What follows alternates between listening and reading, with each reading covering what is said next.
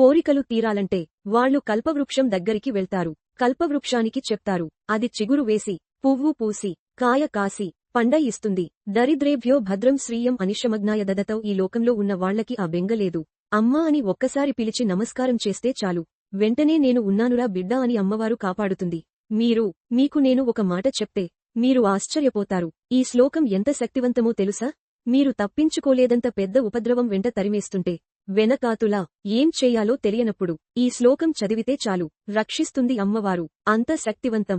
చండీ పరదేవత అనుగ్రహం అంటే అలా ఉంటుంది. అందుకే చండి చరణౌ అని చండీ పరదేవతను స్తోత్రం చేశారు శంకరాచార్యుల వారు. ఈ శ్లోకంలో అటువంటి అమ్మవారి పాదాలు పట్టుకుంటే సంస్కారవంతం చేస్తుంది మనస్సు. ఇక్కడ మీరు నన్ను ఒక ప్రశ్న అడగొచ్చు. ఏవండీ, ఒకవేళ అసలు కోరికల మీద వ్యామోహం పోక, అసలు వ్యామోహం అనేటటువంటిది పోతే కదండీ ధర్మబద్ధం చేసుకుందామన్న కోరిక? ఆయన అలా చెప్తాడు. కానండి, ఏడాదికొకసారి వచ్చి ఇవన్నీ అనుభవించడంలో ఎంత సంతోషంగా ఉంటుంది. ఏమిటి ధర్మం, ధర్మచక్రం, ధర్మచక్రం అని పట్టుకు కూర్చుంటే ఎక్కడ తీస్తాయండి? నోరు చేసే పుణ్యం చేస్తున్నాం కదా, ఇవి నడుస్తాయా అని అంటారేమో. అందుకే అలా నన్ను నేను నిగ్రహించుకోలేకపోతే, ఒకవేళ ధార్మికమైన జీవనం నేను చేయలేకపోతే ఎవరితో చెప్పుకోవాలో తెలుసా విషయానికి? అమ్మవారితోటే చెప్పుకోవాలి. అమ్మవారితో అని నేను అన్నప్పుడు దాని అర్థం ఏమిటంటే, అమ్మవారు, అయ్యవారు అని కాదు, పరమేశ్వరుడితో చెప్పుకోవాలి అని. దానికి శరణాగతి అని పేరు. శరణాగతి అన్న మాటకర్థం ఏమిటో తెలుసా? మీ బలహీనతని భగవంతుడి దగ్గర చెప్పడం. అందుకే మీరు ఎప్పుడైనా శరణాగతి చదవండి. రుక్మిణీదేవి శరణాగతి తన బలహీనత చెప్తుంది. గజేంద్ర మోక్షణం శరణాగతి తన బలహీనత చెప్తాడు. ఈశ్వరా, మీరు నాకు మనస్సు ఇచ్చారు, ఇంద్రియాలిచ్చారు, బలమిచ్చారు, బుద్ధినిచ్చారు, శాస్త్రం ఇచ్చారు, గురువునిచ్చారు, ధర్మచక్రం దాటి పనులు చేయొద్దు అన్నారు. కానీ నా మనస్సు వెంపర్లాడిపోతోంది అక్కర్లేని కోరికలు తీర్చుకోమని. ఈశ్వరా, నన్ను నేను నిగ్రహించుకోలేకపోతున్నాను. నా మనస్సును నేను వశం చేసుకోలేకపోతున్నాను. నేను దానికి లొంగిపోతున్నాను, తప్పులు చేస్తున్నాను. మీరే నన్ను ధర్మంలో నిలబడేటట్టు చేయండి. ఇక నన్ను నేను నిగ్రహించుకోలేకపోతున్నాను అని ఉన్నమాట ఉన్నట్టు ఈశ్వరుడి దగ్గర చెప్పాలి. అంతేకాని ఆయన దగ్గరికి వెళ్లి మహానుతుడిలా, పరమ ఉత్తముడిలా నిలబడకూడదు. తప్పు చేస్తే, ఈశ్వరా, నా తప్పు జరిగింది, ఈ తప్పు చేశాను, వేరొకసారి నా జీవితంలో ఇటువంటి తప్పు జరగకుండా నేను ఉద్వేగం పొందకుండా నన్ను కాపాడండి అని నువ్వు చెప్పుకోవాలి. దానికి శరణాగతి అని పేరు. దుర్జటి కాళహస్తీశ్వర శతకంలో శరణాగతి చేశాడు. రోషి రోహిత కామిని జనుల తారుణ్యోరు సౌఖ్యములన్ వాసి పాయిత పుత్ర మిత్ర ధన సంపత్ భ్రాంతి వాంఛాలతల్ కోశికోచిత నామనం బకట నీకున్ ప్రీతిగా సక్రియల్ చేసి చేయదు దీని తుళ్లన తవే శ్రీకాళహస్తీశ్వర అని అడిగాడు. ఏమి సుఖం లేదో అనిపిస్తుంది, మళ్లీ అదే సుఖం అడుగుతుంది. ఏం పిల్లలు లేదో అనిపిస్తుంది, మళ్లీ పిల్లల వెంట పడుతుంది. ఆ ఏం డబ్బు లేదో అంటుంది, మళ్లీ డబ్బు కోసం వెంపర్లాడుతుంది. ఇలా వదిలిపెట్టినట్లు ఉంటుంది, మళ్లీ ఇలా పట్టుకుంటుంది. దీన్ని నేను ఆపలేకపోతున్నాను శంకరా, మీరు దీన్ని నిగ్రహించండి అన్నాడు. అంటే శరణాగతి అన్న మాటకు అర్థం ఏమిటంటే, మీ బలహీనత మీరు పరమేశ్వరుడికి చెప్పడం.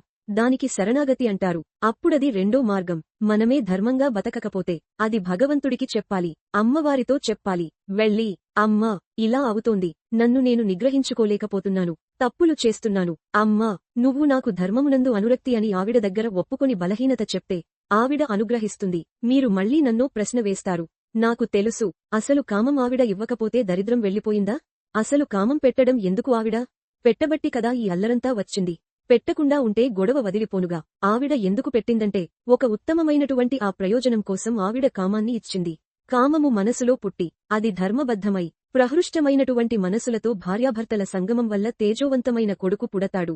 వాళ్ళిద్దరి యందు అనురక్తి లేదనుకోండి, అనురక్తి లేకపోతే తేజోవిహీనమైన సంతానం కలుగుతుంది.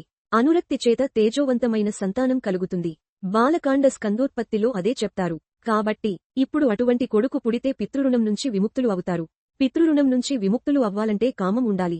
కాని కామము ధర్మబద్ధము కావాలి. నీ భార్య యందు ఉంది, అదేం బంధించదు, అదేం పట్టుకోదు. అదే సీతమ్మ అంటుంది, నివర్తయ మనోవత్తః స్వజనే కృతమన్నః. నీ వారి యందు నీ మనసు ఉంచుకో, భ్రమ అయిపోయింది. నీ వారి యందు మనసు ఉంచుకోకపోతే ప్రమాదానికి కారణం అయిపోతుంది.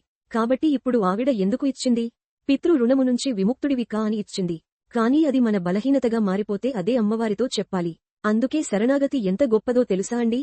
అసలు శరణాగతి నోటితో చెప్పడం కాదు. శరణాగతి త్రికరణ శుద్ధిగా చేయగలిగితే, నైతి నైతి నైతి నైతి అంటూ జ్ఞానమార్గంలో వెళ్లినప్పుడు చిట్టచివరకు ఏ లక్ష్యాన్ని చేరుతాడో, శరణాగతి మార్గంలో కూడా అదే ప్రయోజనానికి వెంటనే వెళ్లిపోతాడు.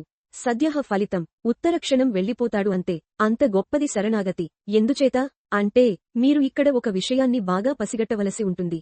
ఏదైనా ఉదాహరణ చెప్తే మీరు పట్టుకుంటారు. ఒక రాజుగారు యుద్ధం చేస్తున్నాడు. మత్తగజం మీద నిలబడి శత్రువులతో యుద్ధం చేస్తున్నాడు. పక్కన ఓ బంటు కనపడ్డాడు. వాడిని అన్నాడు, యుద్ధం చేస్తూ, ఇవాళ రాత్రి 9 గంటలకు ఒకసారి నువ్వు నా శిబిరంలో కలువు అని. వా సైనికుడు అన్నాడు, నేను సామాన్యమైన సైనికుణ్ణి. రాత్రి సైన్యాధిపతులు వస్తారు, మండలాధికారులు వస్తారు, ప్రజలకి అక్కడ రాజ్యాన్ని పరిపాలనలో ఉన్న ఉన్నతాధికారులు వస్తారు, మీ దగ్గర విషయాలు కనుక్కోవడానికి నిర్ణయానికి మంత్రులు వస్తారు. 9 గంటలకు నేను మిమ్మల్ని ఎలా కలవగలను? వాళ్లందరూ వెళ్ళాక రావాలి. అప్పటికే తెల్లవారవచ్చు. మీరు కాసేపు విశ్రాంతి తీసుకోవచ్చు. ఎలా కలుస్తాను? సామాన్య సిపాయిని అన్నాడు. ఇది నీ దగ్గర ఉంచుకో. రాజు ఉంగరం విసిరేడు. వాడు చూశాడు. ఇలా ఉంగరం వంక. అది రాజముద్ర. తన రాజు ఉంగరం కాదు, శత్రురాజు ఉంగరం అది. అడిగిపోయాడు, అయ్యబాబో, ఇదేంటి? శత్రురాజు ఉంగరం ఇచ్చారు నాకు అని. ఆ మాట్లాడకు. అది పట్టుకొని పావు తొక్కు 9కి ఎవ్వరినీ అడక్కుండా నా దగ్గరికి వస్తా అన్నాడు. అలా దూరంగా తిరుగుతూ ఉండు. చాలు. 9 అయ్యేటప్పటికీ నిన్ను నా దగ్గరకు తీసుకువచ్చేస్తాను. పావు తొక్కు 9 అయింది. శత్రురాజు ఉంగరం చేత్తో పట్టుకొని ఎవ్వరినీ అడక్కండా అలా దూరంగా చీకట్లో తిరుగుతున్నాడు.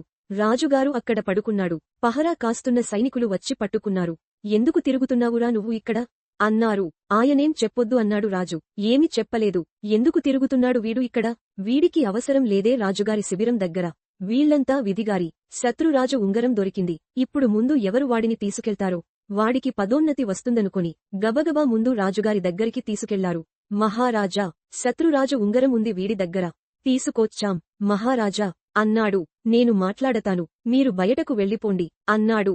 అని ఒరే, నా ఉంగరం ఉన్న వాళ్లు చాలామంది ఉన్నారు బయట. శత్రురాజు ఉంగరం ఉంది కాబట్టి 9 అయ్యేటప్పటికీ నా దగ్గరికి వచ్చేశావు. చూశావా? లెస్ దేన్ నాయిస్ గ్రేటర్ దేన్. అది శత్రురాజు ఉంగరం అని తెలిస్తే చాలు. నీకు పనికొచ్చింది. ఇది నన్ను పాడు చేస్తోంది. ధర్మబద్ధము కావట్లేదు. అందుకని నేను పాడైపోతున్నాను అని నువ్వు గుర్తుపట్టగలిగితే చాలు. అమ్మవారికి ఆ మాట త్రికరణశుద్ధిగా చెప్తే చాలు. అమ్మవారు యోగ్యం చేసుకుని తన దగ్గరికి తీసుకెళ్తుంది, రక్షించేస్తుంది. కాని నోటితో నేను ఆయన చెప్పమన్నాడమ్మా, అందుకు చెబుతున్నాను అని చెప్తే కాదు.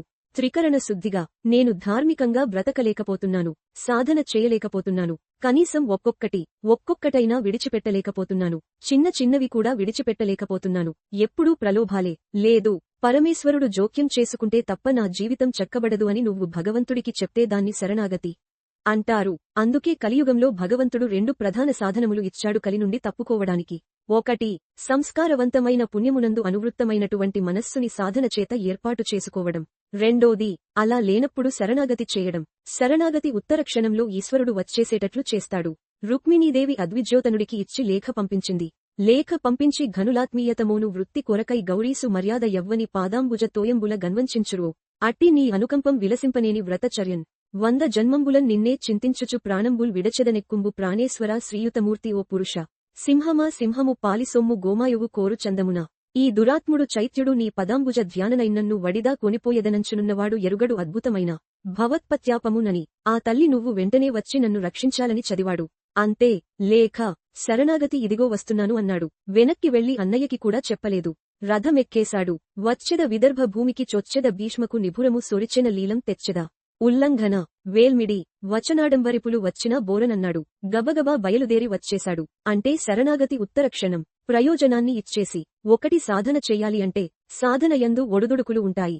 మనసు వెంటనే మాట వినదు. అది వినటం లేదు అని దానితో ఘర్షణ పడకుండా మెల్లమెల్లగా ఒక్కొక్కటి అయినా దుర్గుణములు విడిచిపెట్టే ప్రయత్నం చెయ్యాలి. అసలు నేను ఏమీ చేయలేకపోతున్నాను అనుకుంటే ఆ విషయానికి భగవంతుడికి చెప్పాలి. అది శరణాగతి. ఇప్పుడు సంసాధన అన్నమాటకి అర్థం ఏమిటంటే మనస్సుని సంస్కారవంతం చేసుకోవడం. మీకు నేను ఇందాక చెప్పా, పునర్జన్మ దానిమీదే ఆధారపడుతుంది అని. అదే ఓ రామాయణం గురించో, భాగవతం గురించో, భారతం గురించో, మహాత్ములైనటువంటి గురువుల గురించో ఆలోచిస్తూ వెళ్లిపోయారు అనుకోండి. ఉత్తర జన్మలో మళ్లీ గొప్ప విద్వాంసుడై పుడతాడు. తండ్రి దగ్గర చక్కగా అభ్యాసం చేసి, అనుష్ఠానం చేసి, పరమేశ్వరుడి యందు చేరుతాడు. మంచి జన్మ రావాలంటే మనసు సంస్కారవంతం కావాలి. సంస్కారము మనసుకి కలగాలంటే 5 ఇంద్రియముల గుండా లోపలికి మీరు ఏమి తీసుకుంటున్నారు అన్నదాన్ని బట్టి మనసు సంస్కారం పొందుతుంది. నేను చాలా గంభీరమైన విషయాన్ని ప్రస్తావిస్తున్నాను. మీరు చాలా జాగ్రత్తగా పట్టుకోవాల్సి ఉంటుంది దీన్ని. నేను ఒక మొక్క వేశాను అనుకోండి. ఆ మొక్క బ్రతకాలి అంటే అబ్బ దొరికిందండి మొక్క, నాకు దానిమీద ఎంత ప్రేమో అని తీసుకొచ్చి మా పడక గదిలో పెట్టాను అనుకోండి. దానికి వెలుతురు ఎక్కడనుంచి వస్తుంది? 2వ రోజు చచ్చిపోతుంది. అది దానిమీద నాకు ప్రేమ ఉండి అది వర్ధిల్లాలి అంటే దానికి నీళ్లు పోయాలి, సూర్యరశ్మి తగలాలి, మేకలు తినేయకూడదు, చీడ పట్టకూడదు, పురుగులు పట్టకూడదు. కాపాడుకోవాలా వద్దా? అప్పుడైనా అది పెద్ద చెట్టు అవుతుంది. అలాగే అసలు మనస్సు సంస్కారవంతము కావాలనుకోండి. మనస్సులోకి మనస్సుని ప్రభావితం చేసేవి ఏమి పెడుతున్నాయన్నది ప్రధానం. ఇది సాధన. మీకు ఇచ్చిన జ్ఞానేంద్రియములు 5 గుండా లోపలికి వెళ్తుంటాయి విషయములు. అవి ప్రభావితం చేస్తాయి మనసుని. నేను కంటితో ఏది చూస్తున్నానో మనసు దాన్ని పట్టుకుంటుంది. అందుకే ధ్యానంలో దీపం వంక చూడండి అంటారు. దేన్ని పట్టుకోవడమైనా కష్టమేమో కాని దీపం వంక అలా చూశాను అనుకోండి, ఒక్క క్షణం దీపశిఖ ఇలా వెలుగుతూ ఉంటుంది. కళ్ళు మూసుకున్నాను అనుకోండి, కన్నుల ముందు కదులుతూ దీపశిఖ కనపడుతుంది. నేను ఏది చూస్తున్నానో అది నా మనస్సుని ప్రభావితం చేస్తూ. నేను మీకు ఒక ఉదాహరణ చెప్తాను. నేను అలా నడిచి వెళ్లిపోతున్నాను. ఒక వ్యక్తి తీవ్రమైన వేగంతో కార్లో వెళ్లిపోతున్నాడు. ఓ కుక్కపిల్ల పరిగెత్తింది. ఆ కుక్కపిల్ల అలా పరిగెత్తింది. నేను వెనక్కున్నాను. కుక్కపిల్ల కారు కింద పడిపోయిందేమో. ఒక్క క్షణంలోనే నేను దిక్కుట్టి ముద్ద చూస్తానేమో. ఇప్పుడు నా మనసు స్వస్థతగా ప్రశాంతంగా ఉంటుందా? ఏదో ఒకటి కనపడే వరకు ఉద్విగ్నతకి లోనైపోతుంది. అబ్బా ఏమవుతుందో అంత వేగంగా వెళ్లిపోయాడు అని. అలా వెళ్లిపోయిన తర్వాత కుక్కపిల్ల అలా భయంతో ఉండిపోయి, కారు చక్రాలు అలా వెళ్లిపోయి, అది బతికిపోయి కుయి కుయి కుయి కుయి అంది అనుకోండి.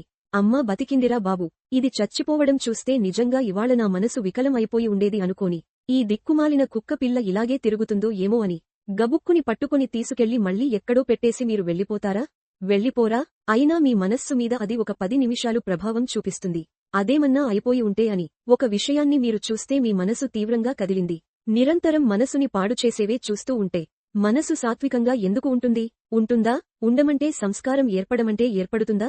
ఒక్కనాటికి రాదు. అలాగే చెవులు. అందుకే వేదం ఎప్పుడు ఏం చెప్తుందంటే, ఈ 5 జ్ఞానేంద్రియములు భగవత్ పరములుగా గాక అని అడుగుతుంది. చెవి వెంట అస్తమానం వినకూడనివే అన్ని విన్న తర్వాత మనసు దేని గురించి ఆలోచిస్తుంది? అవే ఆలోచిస్తుంది. వాసన ఏది రెచ్చగొడుతుందో, ఏది రజోగుణాన్ని కల్పిస్తుందో అవే వాసన చూస్తున్నాడు. మనసు తీవ్రంగా కదలకుండా ఎలా నిలబడుతుంది? తినకూడనివి తింటున్నాడు. మనసు వ్యగ్రతతో ఉండకుండా ఎలా ఉంటుంది? ముట్టుకోకూడనివి ముట్టుకుంటున్నాడు. మనసు వ్యగ్రత పొందకుండా ఎలా ఉంటుంది? ఇప్పుడు మనస్సు సంస్కారవంతం కావాలి అని చెప్తున్నా, అయ్యా చాలా మంచిగా ఉండండి అని చెప్పి, కంటి నుంచి లోపలికి వెళ్లకూడనివి, చెవి నుండి లోపలికి వెళ్లకూడనివి అన్ని లోపలికి పంపిస్తున్నా. మనసు ప్రశాంతంగా ఉండు అంటే ఉంటుందా అని నాకు చెప్పండి. మీకు నేను ఒక కుక్క పిల్ల ఉదాహరణ చూపించా. కుక్క పిల్లకే అంతా కదిలిపోతే ఎంత తీవ్రమైన ప్రభావం ఉంటుంది మనిషి మనసు మీద? సంస్కారవంతము కానటువంటి మనస్సు నుండి పుణ్యకర్మ రాదు. అసలు పుణ్యకర్మ చేశాడు అంటే దానికి వెనక ఒక అంకురం ఉంది. అంకురానికి ముందు విత్తనముంది. బీజస్యాం తరివంగరో జగతిదం ప్రాంగ్ నిర్వికల్పం పునః మాయా కల్పిత దేశ కాల కల్నా వైచిత్ర చిత్రీకృతం అంటారు శంకరాచార్యుల వారు దక్షిణామూర్తి స్తోత్రంలో. అసలు విత్తనం ఉంటే కదా అంకురం రావడం, అంకురం వస్తే కదా చెట్టవ్వడం, అసలు సంస్కారం ఉంటే కదా మంచి ఆలోచన రావటం. సంస్కారము మనసులో లేదనుకోండి, అది పైశాచిక ఆనందాన్ని పొందడం మొదలు పెడుతుంది. ఎవడో బాధపడుతుంటే వీడు సంతోషిస్తూ ఉంటాడు. మంచి పని చేద్దాం, మంచి పని చేద్దాం, ఎవరికైనా ఉపయోగపడదాం, ఎవరైనా సంతోషపడితే మనం చూద్దాం అన్న ఆనందం ఒకటి మనసులోంచి ఉద్భవం కావాలి అంటే ఏది ముందు లోపలికి వెళ్ళాలి? మంచి విషయాలు లోపలికి వెళ్ళాలి. మంచి విషయాలు లోపలికి వెళ్ళాయి అనుకోండి, మంచి సంస్కారం ఏర్పడుతుంది. మహాత్మా గాంధీగారు రైలు పెట్టే చివరిన నిలబడ్డారు. రైలు వెళ్లిపోతుంది. అకస్మాత్తుగా ఇతను చెప్పు జారిపోయింది. ఒక్క ఆల్ది. వెంటనే రెండో చెప్పు వదిలేశాడు. పక్కనున్నవాడు అన్నాడు, అదేమిటి రెండో చెప్పు వదిలేశారు ఎందుకు అన్నాడు. ఆయన అన్నారు, ఒక చెప్పు ఉంటే నాకెందుకు ఉపయోగపడుతుంది, 2 వదిలేస్తే దొరికినవాడికి ఉపయోగం. లెస్ దేన్ నాయిస్ గ్రేటర్ దేన్ పడుతుంది. అందుకని వదిలేశాను. అంత ఉత్తరక్షణ నిర్ణయం ఎలా తెచ్చేశారు అంటే మనస్సు సంస్కార భూయిష్టం. అందుకే చిట్టచివరి తుపాకీ పెట్టి గుండు కాలిస్తే హే రామ్, హే రామ్, హే రామ్ అన్నారంటే ఎలా వస్తుంది ఆ మాట? ఇన్ని కోట్ల మంది వెళ్లిపోతున్నారు. భీష్మాచార్యుల వారికి స్వచ్ఛంద మరణముంది కాబట్టి విష్ణు సహస్రం చెప్పారు. దశరథ మహారాజు గారికి రాముడి మీద పుత్ర వ్యామోహముంది కాబట్టి రామ అన్నాడు. సామాన్యుడు గాంధీగారు హే రామ్ అంటూ వెళ్లిపోయారు అంటే ఎంత సంస్కారవంతమైన పుణ్య పురుషుడై ఉండాలి. అటువంటి వారు మనకు జాతిపిత కావటం మనం ఎంత గర్వించదగ్గ విషయానికి. కాబట్టి సంస్కారం అన్నది మనసుని పట్టుకోవాలి అంటే నువ్వు ఏమిచ్చి పెంచుతున్నావ్? దీన్ని ఎలా పెంచుతున్నావో మనసుని కూడా లోపల ఏమిచ్చి సంస్కారవంతం చేస్తున్నావ్? మీ ఇంటికి వస్తే రామాయణం 6 కాండాలు కనపడతాయా? భాగవతం 12 స్కందాలు ఉంటాయా? భారతం 18 పర్వాలు ఉంటాయా? నువ్వు చదవకపోతే పువ్వు వేసి నమస్కారం పెడతావా? ఇలా చుట్టూ కళ్ళు తిప్పితే భగవంతుని మూర్తులు కనపడతాయా? మీ ఇంట్లో మాట్లాడుకునే మాటలు భగవత్ సంబంధమైనవి, పెద్దవాళ్ల గురించి ఉంటాయా? నువ్వు ఎప్పుడైనా మంచి విషయాలు చదువుతూ ఉంటావా? అవి చదువుతూ ఉంటే సంస్కారవంతమైన మనస్సు ఏర్పడుతుంది. నేను కూడా పుణ్యకర్మ చేయాలి. పుణ్యకర్మ అంటే ఒకరికి సేవ చేయాలన్న సంతోషం. నిన్ననే చాతుర్మాస్యం పూర్తి చేసి చెన్నైకి వచ్చినటువంటి కామకోటి పీఠాధిపతులు ఆ శంకర విజయేంద్ర సరస్వతి స్వామి వారి సేవ 2 అక్షరాలు చిన్నది కావచ్చు, చేయడానికి పెద్ద మనస్సు ఉండాలన్నారు. ఎందుకని? మీరు చూడండి, లోకంలో నేను వీరికి సేవ చేశాను అంటాడు. నిజంగా చేయాలని కాదు. ఎందుకో తెలుసా? లోపల ఒక అహంకారం ఒకటి తృప్తి పొందుతూ ఉంటుంది. అది ఉండకూడదు, అది దాటగలగాలి. ఎందుకని? ఆయనకి లేదు, నాకు ఉంది, నేను ఇస్తున్నాను ఆయనకి అన్నాను అనుకోండి. ఇప్పుడు అందులో ఒక చిన్న గర్వం ఒకటి ఉంటుంది. వాడికి లేదు, నాకు ఉంది, నేను ఇస్తున్నాను. ఇవ్వడం వరకు మంచిదే, కాని నిన్ను నువ్వు గెలుచుకోవడం చిన్న ప్రతిబంధకం వచ్చింది. కాదు, నాకు ఇచ్చినవాడు ఎవడో ఉన్నాడు, వాడు నాకు ఇచ్చాడు. పో, లేనివాడిని చూపించాడు, నువ్వు తీసుకెళ్లి అక్కడే ఇప్పించాడు, నాకు పుణ్యం ఇచ్చాడు, నా జీవుడిని కాపాడాడు, వాడికి ఒక నమస్కారం. ఇప్పుడు ఆ లేనివాడిగా వచ్చినవాడు ఈశ్వరుడు. నిజంగా వాడు లేనివాడు కాదు, ఈశ్వరుడు అలా వచ్చి నా దగ్గర పుచ్చుకున్నాడు. పుచ్చుకోవడానికి నాకు ఇచ్చాడు. ఇప్పుడు నేను ఈశ్వరుడి చేతి ఉపకరణం. అందుకే ఈ దేశంలో దానం చేశారు అనుకోండి. దానం పుచ్చుకున్న వాడు నమస్కారం చెయ్యడు. లోకంలో ఏమిటిది? ఒకడికి అవసరం ఉంది, ఒకడి దగ్గర అవసరం తీర్చగలిగిన శక్తి ఉంది. ఒకడికి బట్టలు లేవు, ఒకడి దగ్గర బోల్డన్ని పంచెలు, చాపులు ఉన్నాయి. ఓ పంచెలు తీసుకెళ్లి ఇచ్చాడు. ఇప్పుడు పుచ్చుకున్నవాడు ఇచ్చినవాడికి నమస్కారం చెయ్యాలా? ఇచ్చినవాడు పుచ్చుకున్నవాడికి కాళ్లకి దండం పెట్టాలి. ఎందుకని? భాగవతంలో వామనమూర్తి ఘట్టంలో చెప్తారు. విప్రాయ ప్రకటిత వరాయ భవతే విష్ణు స్వరూపాయతే తత్ ప్రామాణ్య విధే త్రిపాదస్యం ధరణిం దస్యమి యంచున్. క్రియాక్షిపుండై ధనుజేశ్వరుండు వడుగుంచేసాచి పూజించి బ్రహ్మప్రీతం అని ధారపోసే. భువనం ఆశ్చర్యము పొందగానండి. Less than noise greater than. బ్రహ్మప్రీతం అని పరమేశ్వరుడు సంతోషించుగాక. ఆయన రూపంలో వచ్చినవాడు ఈశ్వరుడు. ఇవ్వగలిగినటువంటి ప్రజ్ఞను ఇచ్చింది ఆయనే, లేకపోతే నేను ఎక్కడినుంచి ఇస్తాను? ఇవ్వగలిగానంటే ఆయన అనుగ్రహం. కోటేశ్వరరావు గారు ఉపన్యాసం చెప్పారని పైకి కనబడుతుంది. ఒక విషయానికి మీద మాట్లాడడానికి కావలసినటువంటి సమాచారం అంతా మెదడులో ఉన్నదాన్ని ఒక క్రమంలో బయటికి వచ్చేటట్టుగా చేసి, ఆ మాట్లాడేటప్పుడు తీసినటువంటి ఊపిరిని వాక్కుగా మారుస్తున్నప్పుడు డొక్క నిప్పు పెట్టి టక్కని పట్టుకుంది అనుకోండి. ఏం మాట్లాడతాను? అలా పట్టుకోకుండా 2 గంటలపాటు విషయాన్ని ఒక క్రమంలో వాక్యాలుగా మార్చగలిగినటువంటి ప్రజ్ఞనిచ్చి మాట్లాడిస్తున్న వాడు ఒకడు లోపల ఉన్నాడు. వాడు మాట్లాడుతున్నాడు. ఈ మైక్ ఉపన్యాసం మాట్లాడుతున్నది. నేను మాట్లాడింది ఇది. ఇది నా ముందు ఎలా ఉంటుందో వాడి ముందు నేను అలా ఉన్నాను. అది పోతనగారు అందుకే పలికేది. భాగవతమట. పలికించు విభుండు రామభక్తుండట. ఏమి పలికిన భవహరమగునట. పలికెద వేరొండు గాథ పలుకనేలా. నేనా పలుకుతున్నది రామచంద్రమూర్తి నా చేత పలికిస్తున్నారు అన్నారు మహానుభావుడు. ఇది సనాతన ధర్మంలో సేవ. మీరు అందుకే ఎప్పుడైనా ఒక విషయానికి గమనించండి. సేవ అన్నది మొదట ఎవరి దగ్గర ప్రారంభమవుతుంది అంటే భగవంతుడి దగ్గరే ప్రారంభమవుతుంది. ఆయన చేయనిది మనం చేసేది ఉండదు. సేవ ఎక్కడ మొదలు? భగవంతుడి దగ్గరే మొదలు. మీరు భాగవతం చదవండి. భాగవతంలో కృష్ణలీలలు అని ఉంటాయి. కృష్ణలీలలు అన్నీ ఏమిటి? కృష్ణలీలలు అన్నీ సేవయే. ఆయన కాళీయుడి పడగల మీదకి ఎక్కి తాండవం చేశాడు. ఇప్పటికీ వెంకటేశ్వర స్వామి వారికి సుప్రభాతం చేస్తే మనం అందులో ఇప్పటికీ చెప్పట్లేదు. శ్రీ వెంకటాద్రి శిఖరే సరిసస్ శృతినాం అంటూ స్వామి, నువ్వు ఆ కాళీయుడి పడగల మీద పాదాలు పెట్టావు, వెంకటాచల పర్వతాల మీద పాదాలు, వెంకటాచలం శిఖరం మీద పాదాలు పెట్టావు అంటాం. ఆయన పావు మీదకి ఎక్కి నాట్యం చేయడం ఏమిటండి? లోకంలో ఎవరైనా చేస్తాడా? పాము పడగల మీద 101 పడగల మీదకి ఎక్కి నాట్యం చేయడమేమిటి? అది కూడా మామూలుగానా? ఏదో భయపడుతూ పడగల మీద కాళ్లు పెట్టలేదు. వెస దామోదరు పాదఘాతన గతుల్ వేవేల చందంబులన్ ప్రసభాతోపము చూపు బాప ఫణవృచ్తామండలం పసహంబై పగిలెన్ మనులు చెదరగా నాస్యంబులన్ సోనితం బేసగన్ దంష్ట్రలు నుగ్గుగాగా గరళ వాగ్ని జ్వాలికల్ వెల్వడన్ యమునా వీచి బృదంగ వజ్జములు మ్రోయం తీరగోపోగర్ష మనోజ్ఞ ధ్వని తంబుగీయముగ్గజించ తకాళి తవ్యాలి రంగ తరంగ తలంబునన్ పటుగతిన్ కంజక్షు నిర్మర్దన క్షముద్యద్భుత భీమమై పరగదివ్య శ్రేణి చూచెన్ దివినన్నారు. 101 పడగలు ఎక్కి తొక్కుతూ తోక పట్టుకుంటే ఒక పడగ కిందకెడితే ఇంకో పడగ మీదకెక్కాడు. మనులు బయటికి వచ్చేశాయి. ముఖాలు బద్దలైపోయి నిత్తురు కారిపోయినాయి. ఇట్టి తపంబు చేసెనుకో ఎట్టి సుకర్మములు ఆచరించెనో ఈ యహిపూర్వ భవమ్మునందు మున్నిట్టి మహాత్ములకునైనా చూడగరాని ఈ మహనీయ పాదములు. స్వామి మహాత్ములు చూడలేదు ఆ పాదాల్ని. సూర్యులు తొల్లియే విభుని శోభిత పాదనక ప్రభావళించెడి భవంధకారముల చిక్కక బొందురువట్టి దేవునిన్ వైరము తోడనైన గెలువన్నను పంపి శుభంబు చేసి నిష్కారణమైన ప్రేమ. ఇది కంసుని పోలుచుకుండు కలుగునే అంటాడు అక్రూరుడు. కాళీ గోటి కాంతి దొరకదు. రాయింది. ఆయన్ని చూడగలిగావు కాళీయుడా. నువ్వు ఎంత అదృష్టవంతుడివి. 101 పడగల మీద నాట్యం చేశాడు. ఎవరికోసం? ఆయనకి సరదా పుట్టి నాట్యం చేయలేదు. కాళీయుడు కాళింది మడుగులో ఉన్న కారణం చేత. ఆ నీళ్లు తాగితే ఆవులు, దూడలు చచ్చిపోతున్నాయి. తెలియక తాగిన గోపాల బాలురు మరణించారు. వాళ్లని బ్రతికించాడు. కాళీయుడు అక్కడ ఉండకుండా వెళ్లిపోవాలి అంటే పడగల మీద తాండవం చేశాడు. పరమ సంతోషంగా, పరమ ఆనందంగా నవ్వుతూ. ఎవరికోసం? అది ఆయన కోసం కాదు. గోపాల బాలుర కోసం, నోరు లేని ఆవుల కోసం, నోరు లేని దూడల కోసం. ఏమమ్మా ఏనారూపం! ఈ వీడియో మీ హృదయాన్ని తాకిందా? అయితే ఒక లైక్తో మీ ప్రేమను తెలియజేయండి. ఒక షేర్తో దీన్ని మిత్రులకు పంపించండి. కామెంట్ ద్వారా మీ భావాలను మాతో పంచుకోండి. ఇంకా ఇలాంటి ఆధ్యాత్మిక విషయాలను అందుకునేందుకు మా ఛానల్ను సబ్స్క్రైబ్ చేయండి. మీ మాట, మీ మౌనం కన్నా శక్తివంతమైనది. మీ స్పందన మాకు ప్రేరణ. మీ ప్రతి లైక్ ఓ ఆశీర్వాదం. ఓం నమః శివాయ.